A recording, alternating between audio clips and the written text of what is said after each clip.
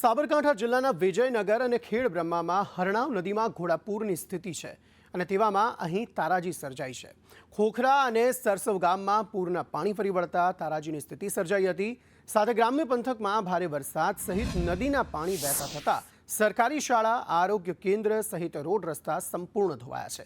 આવી સ્થિતિમાં સ્થાનિક ધારાસભ્ય કે વહીવટી તંત્ર દ્વારા ઘટના સ્થળની મુલાકાત ન લેતા સ્થાનિકો રોષે ભરાયા છે। તો સરસવ ગામમાં પણ પાણી ભરાયેલા છે। લોકોના ઘરો સુધી પાણી ઘૂસી ગયા છે। જાહેર મિલકતોને નુકસાન પહોંચી છે। પશુઓ તણાયા છે તે પ્રકારની સ્થિતિ જોવા મળી રહી છે। ખેડૂતોના ઊભા પાકને પણ વ્યાપક નુકસાન પહોંચ્યું છે। આખું ગામ જે છે તે અલગ અલગ વિસ્તારોમાં પાણી ભરાઈ જવાની સમસ્યા આખા ગામમાં સર્જાઈ છે।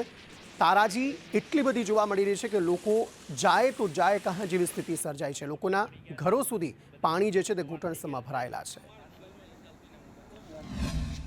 ઉપરવાસમાં ભારે વરસાદને કારણે નદીમાં પૂર આવવાને કારણે શાળાની અંદર 3-3 ફૂટ જેટલા ક્લાસરૂમ, ઓફિસ બધી જગ્યાએ પાણી ભરાઈ ગયેલું છે। શાળામાં સ્ટેશનરીનો થોડું નુકસાન થયેલ છે। ક્લાસરૂમની અંદર પણ કાદવ કીચડ ભરાઈ ગયેલ છે।